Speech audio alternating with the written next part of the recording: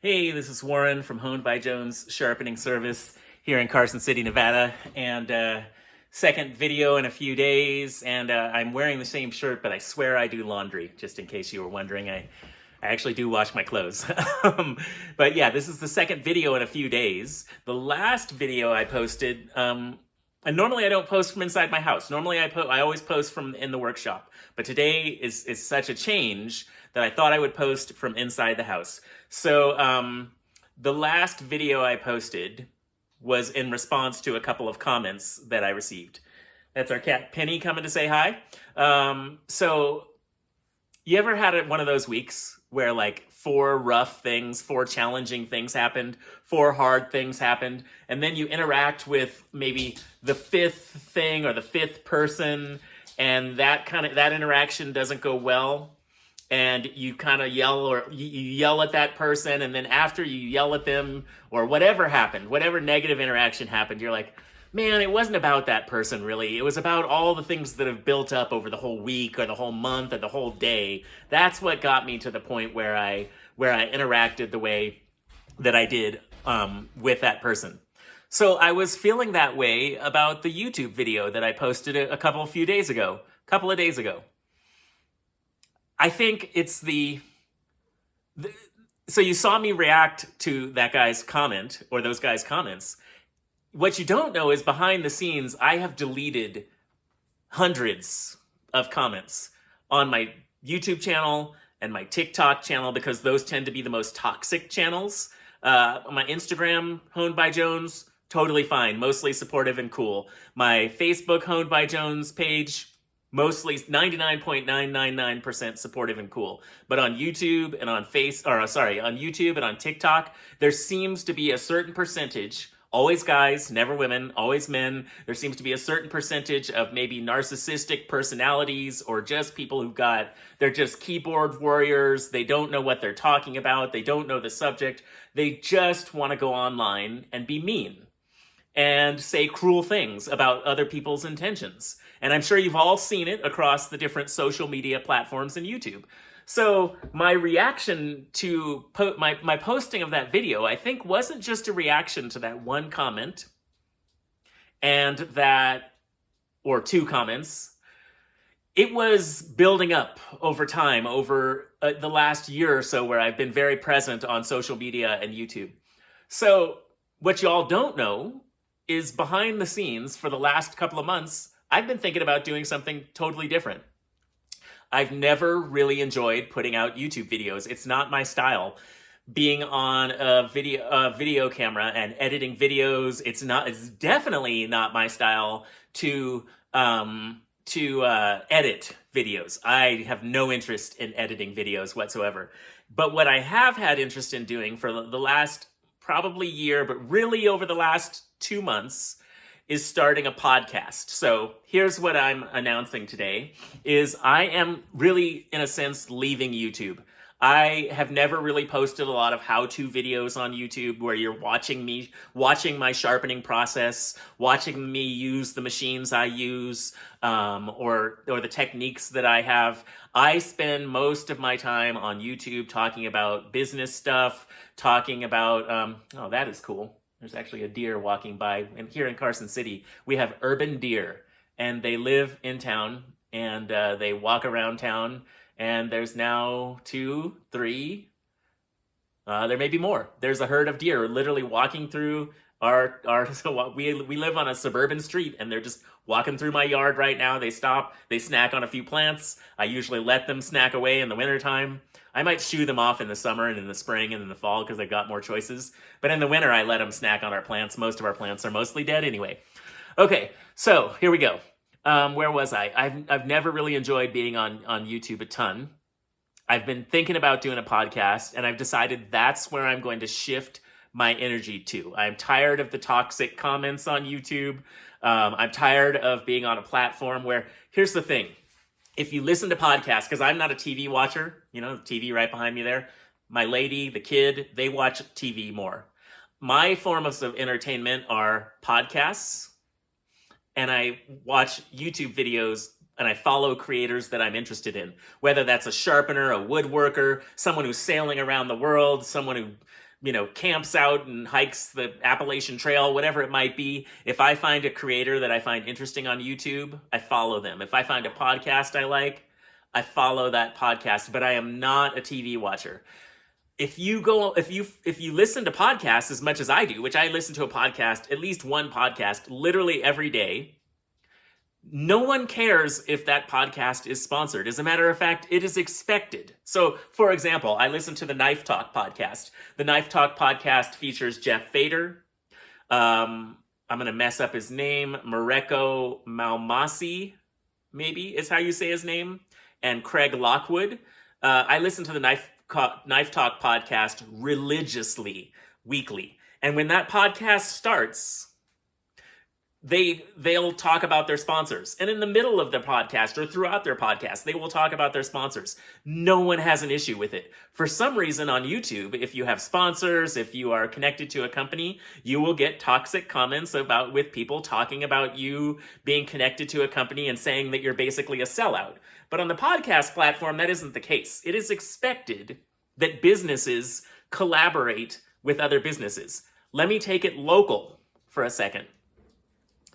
There's a wine bar here in town, and it's not just a wine bar. They have wine, they have snacky foods little small plates, those expensive little small plates that they sell. They also sell whiskey and tequila, like fancy whiskeys and tequilas, and I'm friends with the owner.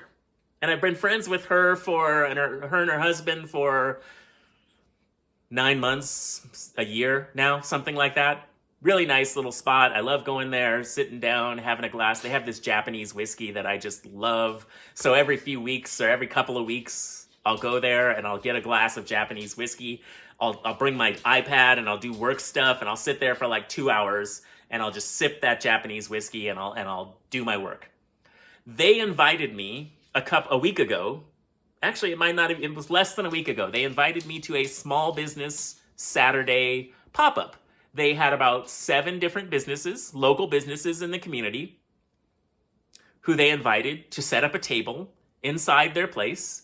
They also decided to do a wine sale that same day. And so we're collaborating, right? Like my customers, I'm posting about it on my social media. My customers are coming by, and if you're hearing noises, that's our dog Ruby walking around. My customers are coming by the wine bar. Their customers are finding out about my business. We're all supporting each other. So on the YouTube platform, that kind of collaboration where you have a business supporting another business, for some reason that seems to make some people frustrated, make some people angry, and they leave toxic comments on your YouTube channel. On the podcast platform, which is where I was leaning towards going anyway, because as you notice now that I'm 8 minutes into this video, I can talk. I don't have a problem talking. That's not something that's challenging to me. So on the podcast platform, nobody has a problem with that collaboration. That collaboration between businesses is expected and respected, it seems like. So here's the thing. I don't have a web page for it yet. I just set up the hosting today on the podcast hosting platform. The podcast is going to be called the Sharp Life Podcast. It is going to come out sometime in the next few weeks. It may be in December, it may be in January, I'm not sure. But if you want to follow my podcast and if you want to know when it's going to be posted on podcast platforms like, Apple Podcast and Spotify and all that stuff, the sharplifepodcast.com. I'm sorry, I was about to say the sharplifepodcast.com. I'm not going to make a website for it. On Instagram, the Sharp Life Podcast, all one word. Follow me on Instagram, the Sharp Life Podcast. You can also go to my Buy Me a Coffee page, which is buymeacoffee.com/toned by Jones. And you can follow me there. And I'll post on both of those platforms, my Instagram platform, the Sharp Life Podcast, and buymeacoffee.com/toned by Jones. In both of those places, I'll post when I'm doing a podcast. You can also, of course, once the podcast starts happening, you can follow the podcast on, Apple Podcast or Spotify or wherever else you listen to podcasts. What is the podcast going to be about? Some of the same things that I've talked about on my YouTube channel. So one of my most popular videos over time was a video I made 2 years ago, year and a half ago. I don't even remember. I'd have to go back and search through my YouTube channel. It's called Thoughts on Starting a Knife Sharpening Business. That video has gotten a lot of views. I have had people contact me from all over the country and all over the world with regards to that video. Now, the funny thing is, if I was going to make that video now that I've been in business for full time for about a year and a half or something like that, if I was going to make another new video called Thoughts on Starting a Sharpening Business, I would do it completely differently because now I've had more experience. Now my business is growing all the time. So now I would post something totally different than what I posted then. Other popular videos I've had have talked about different techniques if you're going to be sharpening at a farmer's market versus if you're sharpening at your home workshop. I've talked about like what kind of machines I use and why I use them. But here's the difference. In my YouTube channel, I have talked just about me. Okay, I'm Warren. I'm in Carson City. This is how I do my sharpening business, and this is what works for me. It may not work for you. It may not be the best choice for your sharpening business, but for my sharpening business, this is what has worked. On the other hand, for my sharpening business here in Carson City, this is what hasn't worked. Okay, so the difference with the podcast is that I will be able to bring in the interview format, other sharpeners, other people sharpening adjacent. So for example, I want to go talk to my local farmer's market manager next week. Her name is Emma. And I want to say, hey, Emma, how would you like to be on my sharpening podcast? And how would you like to talk about what someone needs to do to get into a farmer's market? At least we'll use your example because obviously she doesn't have knowledge of every farmer's market in the world, but we'll talk about some things about her farmer's market and why she really likes having me as a sharpener. Why does she like having me at my booth there as a sharpener? What did it take for me to get into that farmer's market? I want to talk to some of the local chefs that I sharpen for and get them on the podcast. Sometimes the podcast will just be me talking. So not every podcast will be interview format. Some of them will just be me talking. Some of them will be me having someone on for an interview. So I'll say the name again one more time, and then I think I'm getting near the end of this video. It is called the Sharp Life Podcast. It will be coming out soon. You'll be able to find it on the major podcast platforms. What it does mean, like I said earlier in the video, is that I am going to put out very few YouTube videos. I'll probably put out some shorts now and then. I am so thankful for this YouTube experience. It has really taught me a lot, and it has connected me. Just today, I had a guy who I know from the Wolf Industries training I did in Reno, the sharpening training I did up there, and he's a shear sharpener down in the Los Angeles area. Called me, we talked on the phone for 45 minutes today. He just wanted to make sure that I didn't hang my head about my YouTube experience and about those toxic comments that I get on YouTube. Those kind of connections that I've made now with sharpeners all over the country, sharpeners all over the world, literally not a week goes by that I don't get at least 2 messages now from people who are saying, oh, hey, I was just like you. I was just a hobby sharpener. I was a side hustle or part-time sharpener. And I watched you take your little hobby side hustle sharpening business from a little tiny thing to a full-time job now. I get calls, messages, emails, Instagram messages from the same thing with people who didn't sharpen before but were just thinking about it.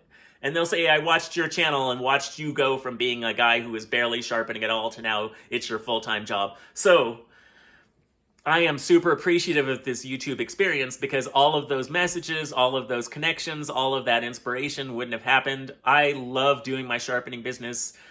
Even right now it's the middle of the day and I stopped for 15, 20, 30 minutes to make this video, and I'm still in my head, the thoughts about how much sharpening I have to go out in the garage and do are running through the back of my head right now. So I appreciate you all. I appreciate you all for following my YouTube channel for the past little bit of time. Please follow the Sharp Life Podcast. Like I said, the only place you can follow me right now is you go on Instagram. And I'll put the link in the description. Maybe I'll put it on the screen too if I get time. I'll put it in the description. I'll put it in a pinned comment. Follow the Sharp Life Podcast.